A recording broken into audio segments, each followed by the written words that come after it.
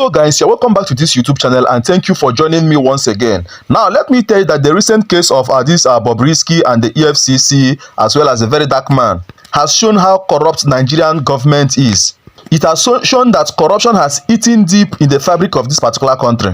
And from every indication, it is clear that we are not coming out of this anytime soon. I am telling you the truth because this particular issue is not just about Bobrisky, but it's just to show you the level of impunity going on in so many of the government institutions.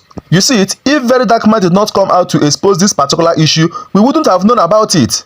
You see it because from the way things are going, people who have money can now go ahead to commit crime. Of course, because they know that when they get there, they can pay themselves out. Look at EFCC that is supposed to be probing our financial corruption, collecting bribe. Not just EFCC, the people who are the Nigerian Correctional Facility also collected bribe from Bobrisky just to keep him in a VIP position. That is to show that so many people we thought that they are serving their jail time in this particular country are not doing so. Now, VeryDarkMan has actually come out to say that he's going to release the second part of the video where the names of the godfathers that actually helped Bobrisky to secure that VIP section, that he actually paid 3 million naira to the top politician in the prison warden to actually secure that place. You see it, and people are asking who is this particular godfather, and that is what people are talking about. I'm going to allow you to listen to Rufai Oseni and his crew at the Arise TV as they discuss this particular issue. And when we come back, we dissect the video and we'll also show you what the House of Reps are talking about, what they are saying about this particular issue of Bobrisky and the EFCC. Because of money. Yes. The person that released that audio to VeryDarkMan was being owed money by Bobrisky. Yes. And the money has been paid. And VeryDarkMan says he's not going to release the audio. Wait, has the money been paid? Yes, the money has been paid, 4 million naira. Yes, he showed the updates. In fact, Bobrisky was calling the person and was even willing to pay. So the money has been paid. I think to get to the nitty-gritty of this matter, because me, I love Wawulets. VeryDarkMan said more names were mentioned in the part B of the audio. VeryDarkMan, we beg you, with everything we owe, for the integrity and the safety and the love we have for this country, you must release that part 2 of that audio. We need it. We need it. Absolutely. We need to be able to hear more names. We need to be able to get to the end of this matter. Yes. Maybe in that part 2, we will know the godfather that procured the flat apartments. All right. That called the controller. Well, all right. Maybe we will also know other skeletal Indomie activities that went on in that place. On fire. So please, VeryDarkMan, I know you get to the end of the matter. Except it's just our Wawulens.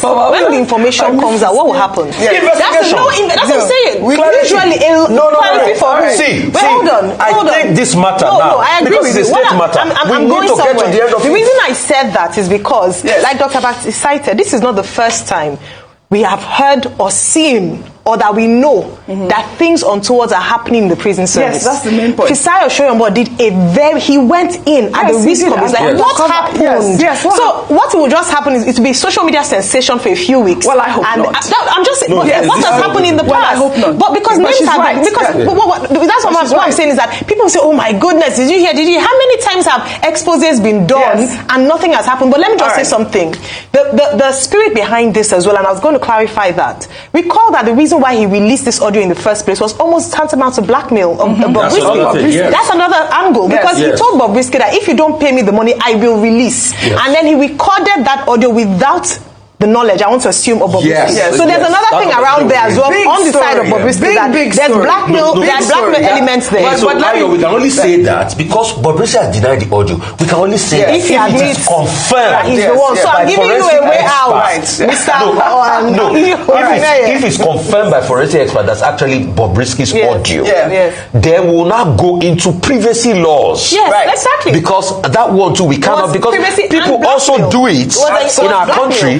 You have conversation and they record your conversations. Okay, well, all right. Only the court of law can determine all of this. I want to say so that we can end. Made one point too, that justice in this country will seem to be only for the rich people, that the poor do not have access to justice. At a theoretical level, But access to justice is an important point. Absolutely. Talking about but the legal issues, the dramatist personnel there can sort it out, including the public officials that have been mentioned, using their positions to trade.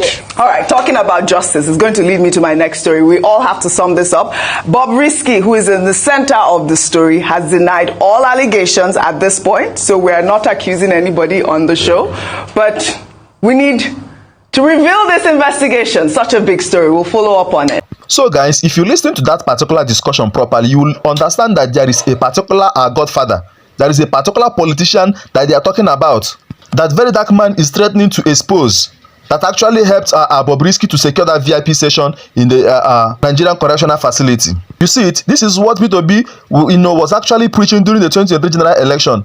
We need a country where both the rich and the poor can actually face the law equally. A country where rule of law prevails. A country free of corruption. So guys, I want you to listen to what the House of Reps are saying about this particular godfather who is yet to be known, that actually helped Bobrisky to bribe top official at the Nigerian Correctional Facility, and then we'll come back and then wrap up the video. Also note the publication alleges that the Economic and Financial Crimes Commission EFCC dropped money laundering charges against Idris Okuneye, also known as Bobrisky, upon collection of a sum of 15 million naira. This house further notes that the publication alleges that the Idris Okuneye, upon conviction for abuse and defacing of the naira by the court, did not serve his time at the Nigeria Correctional Service, but was lodged outside the confines of the service.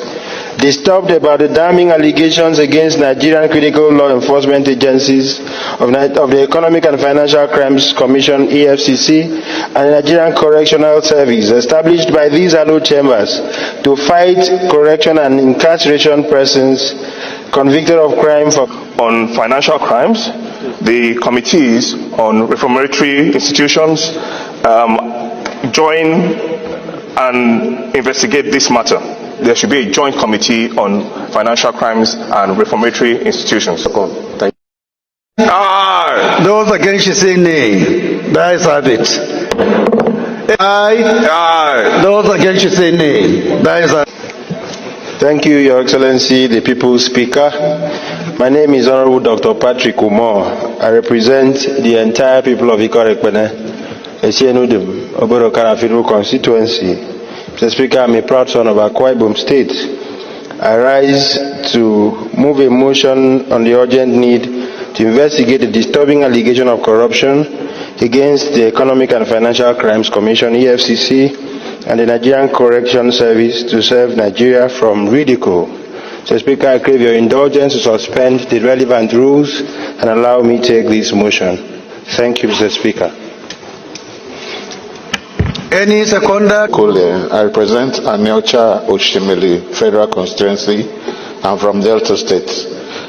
I move to support the motion as urgent public importance as moved by my dear colleague. I so move. I so second, sorry. Go ahead. Thank you, Your Excellency, distinguished Speaker. Distinguished colleagues, my name is Idem Unyime, member representing Ukanafun, Urowanam Federal Constituency of Akwa Ibom State. Your Excellency, I rise to second the motion as moved by my colleague, and then the subject matter is respected. I so second. Thank you. Mr. Speaker, honorable colleagues, again, my name is Honorable Dr. Patrick Umar. I represent the entire people of Ikorekpene, Sienudim, Oborokara Federal Constituency. I am from Akwa Ibom State. Now guys, you hear what they were saying. They are discussing on how to investigate this particular issue of EFCC collecting a 15 million naira from Bobrisky just to clear his financial fraud allegation. I can tell you too that this particular sitting will yield nothing, because this is Nigeria. We have seen this type of meeting over and over again. Look at somebody like Yahaya Bello. He's still free, walking freely around after all the financial crime that he committed. Yet the federal government and EFCC and all the institutions that are supposed to, get hold of him are still giving one reasons or the other. I can tell you too that the level of corruption that APC has actually brought in this country, Nigeria will never recover from it.